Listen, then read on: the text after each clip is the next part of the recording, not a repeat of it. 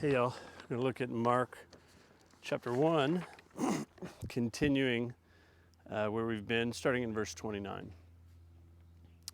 And immediately he left the synagogue and entered the house of Simon and Andrew with James and John. Now Simon's mother-in-law lay ill with a fever, and immediately they told him about her. And he came and took her by the hand and lifted her up, and the fever left her, and she began to serve them. That evening at sundown, they brought to him all who were sick or oppressed by demons, and the whole city was gathered together at the door. And he healed many who were sick with various diseases, and cast out many demons. And he would not permit the demons to speak, because they knew him. And rising very early in the morning, while it was still dark, he departed and went out to a desolate place, and there he prayed. And Simon and those who were with him searched for him, and they found him and said to him, "Everyone is looking for you." And he said to them, "Let us go on to the next towns, that I may preach there also, for that is why I came out." And he went throughout all Galilee, preaching in their synagogues and casting out demons. So remember, right before this, Jesus was in the synagogue, and everyone was impressed with his authoritative teaching and his authority over unclean spirits. And now, as is characteristic of Mark, Jesus does something else immediately. So he immediately goes to Peter's house. And I think at least part of what Mark wants to tell us is that Jesus wants to teach us, if you will, in church and in home. In other words, he's not just interested in churchy things, but he wants to enter into the most intimate parts of our lives and teach us there. So he goes right to the house of Peter, which, as it happens, is right across the street from the synagogue that is there in Capernaum. So this immediacy, this sense of Jesus entering right into the immediate circle, the intimate circle of Peter's life. And then the disciples do what all disciples should do if we were thinking about it. Whenever there's a concern or a need, we should tell it to Jesus. The disciples simply, apparently say, "Hey, yeah, Jesus, Peter's mother-in-law is really sick." That's not always our first instinct, but that should be our first instinct. Always to mention to Jesus a need, a concern, something that's going on in our lives. And then, of course, Jesus comes, and I love Jesus' healings because they don't draw attention to themselves. He's not interested in showing off. He's not interested in impressing them with spectacle. He simply blesses, and he simply lifts her up, and she's better. And Mark wants us to notice this because what is her response to her healing? It says she got up and she was serving them. And this is not an incidental remark. Later, Jesus will tell his disciples later in the Gospel of Mark that the greatest among you are your servants.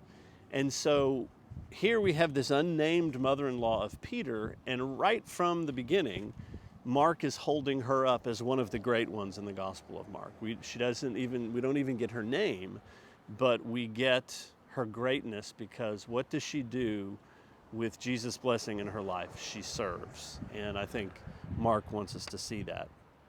And then night sets in, and the house where they were is sort of surrounded. It reminds me of that scene in Genesis where all of the men of Sodom surround the house where the angels have gone to speak with Lot. At any rate, this is opposite that because all these people come, and what does it say that Jesus does? Really characteristically, two things. He sends demons out of people. He takes authority over these forces that want to destroy people. And again, I want to underline how we need to understand that evil doesn't just come from humans, but it comes from spiritual beings who want to harm God's creatures and dishonor God. Well, Jesus takes authority over them. And notice, this is very important, he won't let them talk.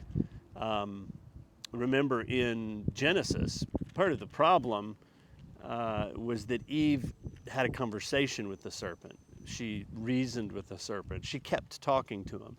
Jesus won't allow these unclean spirits to speak. So Jesus is ministering. He's having, if you will, great success.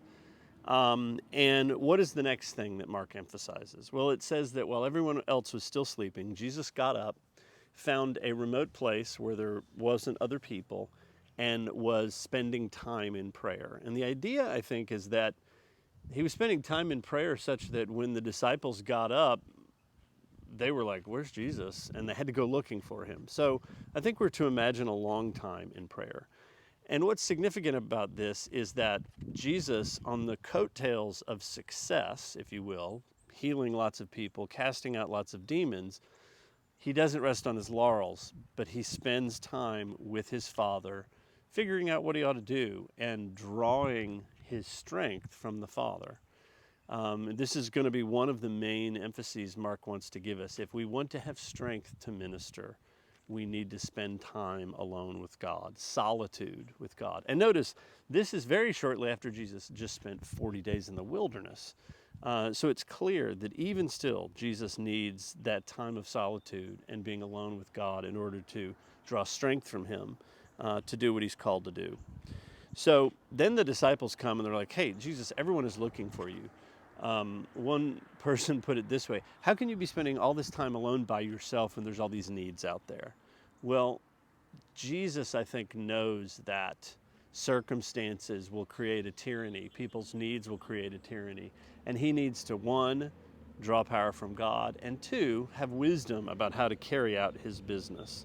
So he doesn't give in to the temptation to stay important, if you will, to continue to claim this place of importance in people's lives, but he moves on to the next stage.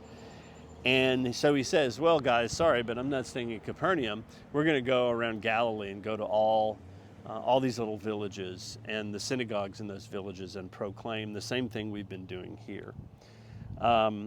Notice that it began by saying, "Word of Jesus went out through all of Galilee." Now Jesus follows the word that has gone out ahead of him and begins ministering.